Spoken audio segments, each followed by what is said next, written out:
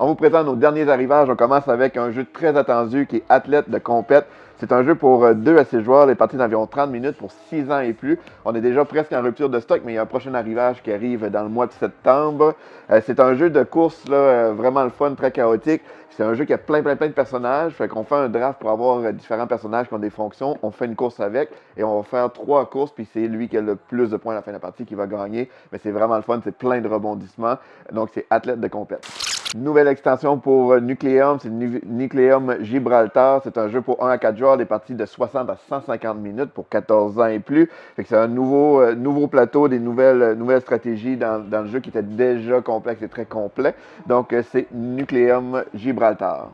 Une boîte d'initiation pour Donjons et Dragons. C'est pour 3 à 5 joueurs, les parties d'environ 45 minutes. C'est vraiment le fun parce que c'est le kit complet. On a même un plateau avec les personnages, tous les dés, les livrets pour faire la campagne. Fait que tout est inclus vraiment pour s'initier dans cet univers-là de Donjons Dragons. Donc c'est vraiment la boîte parfaite pour ça. Donjons Dragons, boîte d'initiation.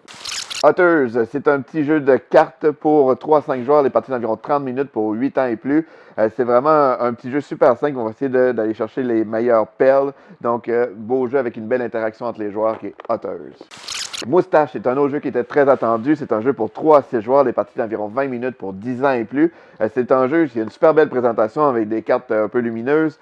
C'est un jeu de pli à la base, mais avec des règles qui vont changer en cours de partie. Donc, ça fait un jeu qui a beaucoup de rejouabilité. Puis, ce qui est le fun, c'est qu'on peut jouer en équipe, puis on peut même aussi jouer... en fait, on joue en équipe, mais on gagne en solo. Fait que même si on est en équipe, il y a quand même un gagnant. Donc, c'est Moustache. Mad, qui est un jeu québécois, d'un auteur québécois qui est Thomas Dagenet, L'Espérance. C'est un jeu pour 3 à 6 joueurs, les parties d'environ 30 minutes pour 10 ans et plus. C'est vraiment un jeu de bluff, d'alliance, de trahison.